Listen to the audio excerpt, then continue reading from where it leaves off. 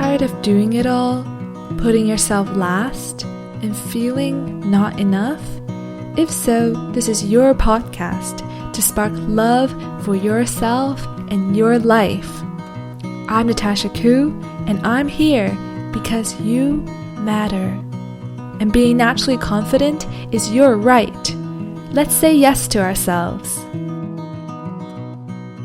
Welcome to the first episode of the Confidence series. Here's Natasha Koo, and I'm so happy that you're joining me. Today I would love to talk about confidence, and in particular about beauty and expectations of our physical appearance. Now let's dive into the story.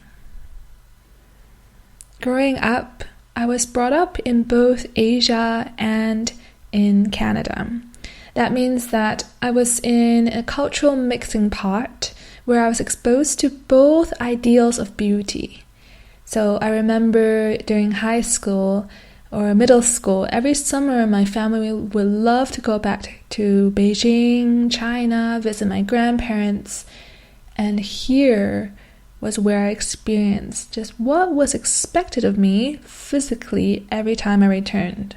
In Asia in particular, beauty is viewed in this very pure, innocent, submissive, youthful type of way. And so when I returned with my, big hips, in Asian terms, I was seen as very large. My mom would even say that my feet are as big as a ship. I felt very much like I was in between two worlds, especially because I was expected to be super pale, have sunscreen on all the time, hide in the shade, not go to the beach.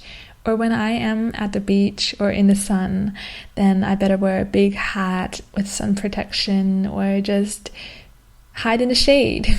Never, ever sunbathe. At the same time, it was very strange for me being in between these two worlds because in North America, back in Canada, people would say how petite I am. It was also expected from the outside to have a wonderful tan after you go on vacation to the Caribbean and to come back with this great tan so people know that you had sun during the winter holidays or the spring break.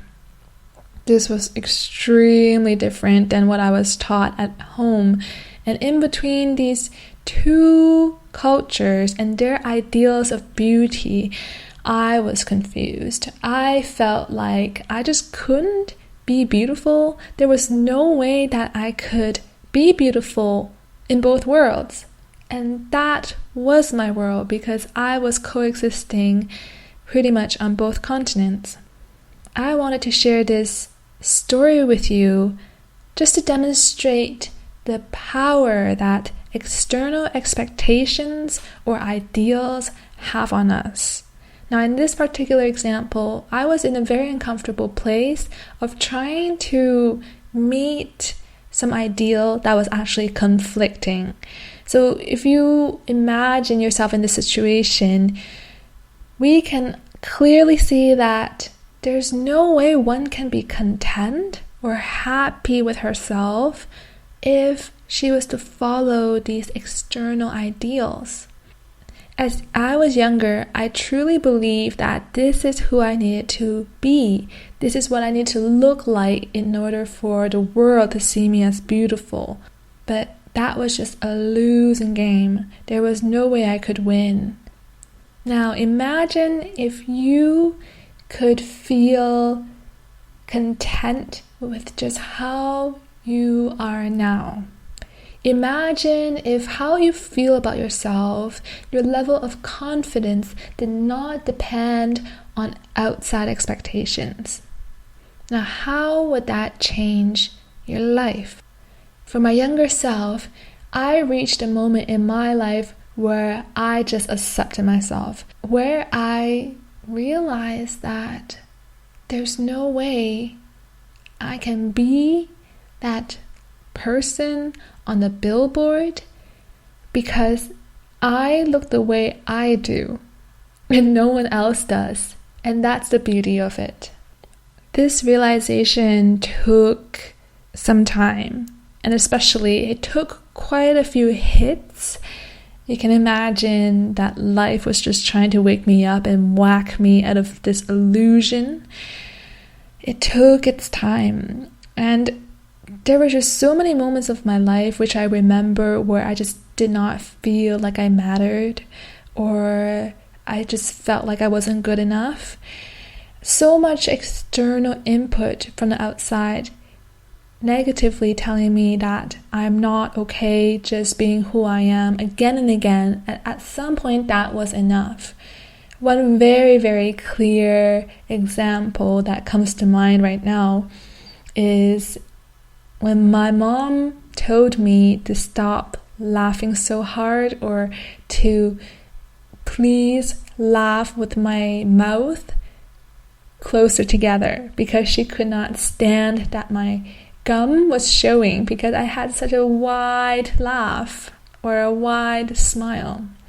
That was a great moment in my life where I realized, wow, if I was to live her expectation or her ideal of beauty, which is projected upon me, then I would need to change my behavior. I need to limit just how heartily I laugh. My belly laughs. My mouth just opens to whatever frog extent that it wants to, and that's my expression of joy.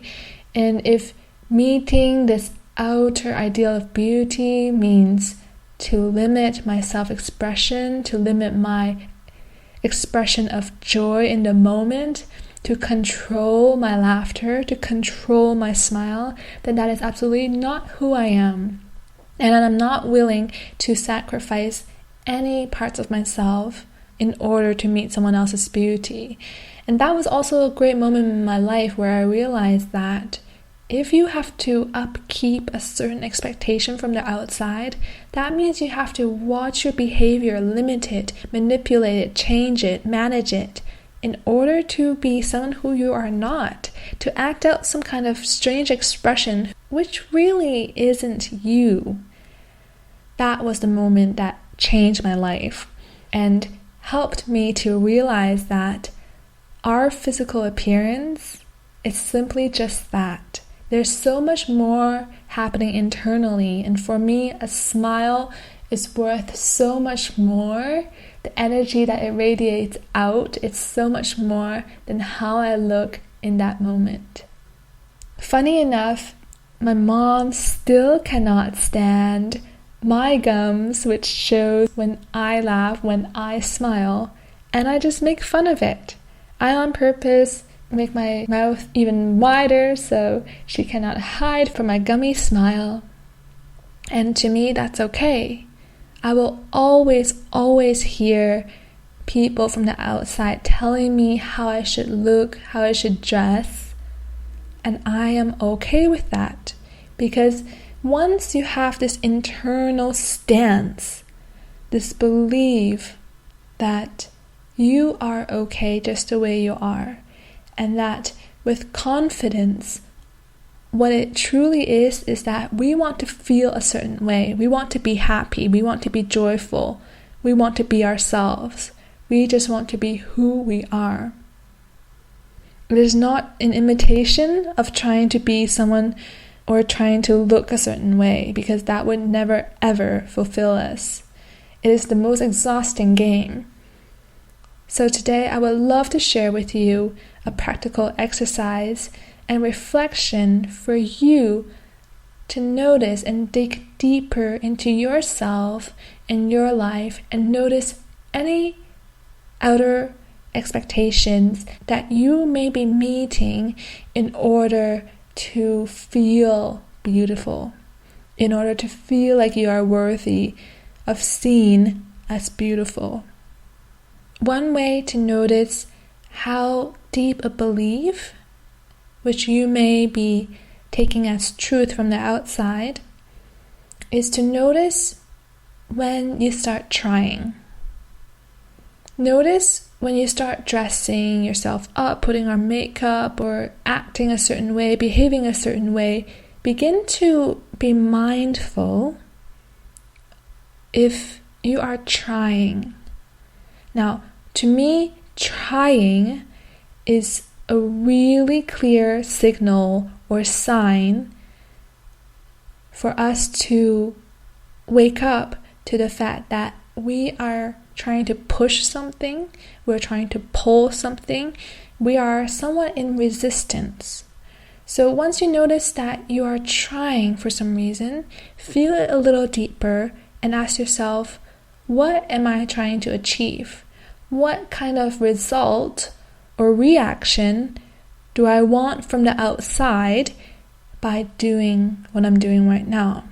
For example, if you are putting on a suit or wearing something really dark because you feel like that would help you fit in at work, or by wearing that the men at work would take you more seriously, then feel into that reasoning right there and feel into what you want to feel by using this strategy or through this trying.